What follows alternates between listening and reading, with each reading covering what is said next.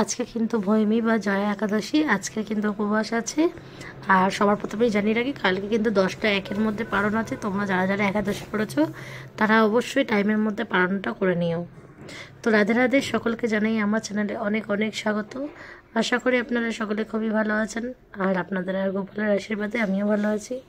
তো আজকে ব্লগটা দেখুন সকাল থেকে স্টার্ট করলাম। তো সকালবেলা গোপালকে বাল্যভোগ দেওয়ার পরে 10টায় বাদাম ভাজা আর আলু ভাজা করে দিয়ে আমি আবার একটু কাকিদা বাড়িতে গেছিলাম। বনু এসছে, বনু আবার কদিন রয়েছে এখন, তাই একটুখানি গেলাম, গিয়ে একটুখানি ঘুরলাম আর দেখলাম যে সামনে গোপুসোনা রয়েছে। তো ভাবলাম যে গোপুসোনাকে একটু তোমাদেরকে দর্শন করিয়ে দিই।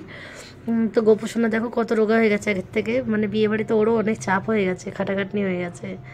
তো কত সুন্দর দেখাচ্ছে দেখো গোপুসোনাকে। আর এদিকে দেখো পুচকে পুচকে রাধাকৃষ্ণ কত সুন্দর। তো ওদেরও আজকের ওরাও একাদশী করেছে। তো ওরা এখনও স্নান টান করে আবার পুজো টুজো দেবে। যে সব হার শৃঙ্গার সব খোলা রয়েছে, গোপালকে অভিষেক করায়নি, ওরা 11টার দিকে করায়। তো তারপরে আবার বাড়িতে চলে আসলাম ঘুরে টুরে। আর এসে দেখো গোপালের জন্য সকালবেলা তো হয়ে গেল, আর এদিকে দুপুরবেলার জন্য এই আলুর সাকার করছি, আলু ভাজবো আর পানি পোলাটা দিয়ে আলু দিয়ে পকোড়া করব। আর বাদাম আর ভাজবো না, বাদাম আবার রাত্রে দেবো। বারবার বাদাম খেলে আবার গ্যাস হয়ে যায়, খুব জ্বালা। তো এদিকে ভাবলাম তাহলে আলু ভাজাটা করে নিই, তো আলু ভাজাটা করছিলাম। আর এদিকে ফলগুলোকেও বানিয়ে নিতে হবে, কারণ গোপালকে গরম গরমে সেবা দিয়ে দেবো। আমি একাদশীর দিন একদম গরম গরম গোপালকে সেবা দিই, কারণ ঠান্ডা হয়ে গেলে হয়তো ভালো লাগে না গোপালেরও। আমার তো ঠান্ডা একদমই ভালো লাগে না, কিন্তু কিছু করার থাকে না, প্রসাদটা যেহেতু আমাকেই পেতে হয় তো ঠান্ডাই হয়ে যায়।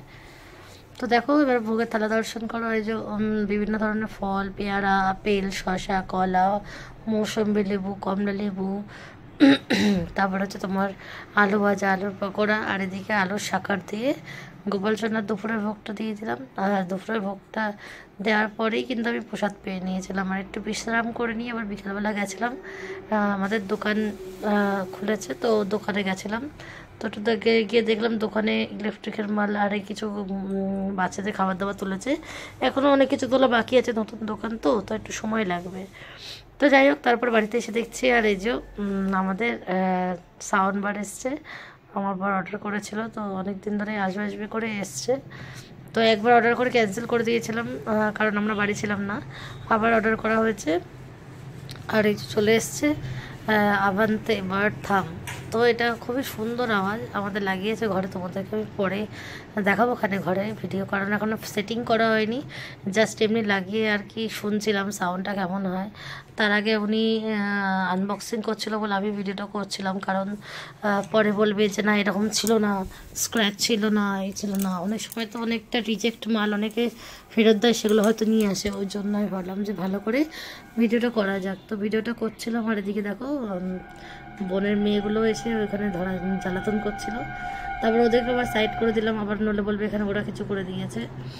তো তারপরে উনি দাদাটা খুলছিল, তো আমি ভাবলাম তাহলে তোমাদেরকে একটু ভিডিওটা করে দেখিয়ে দিই।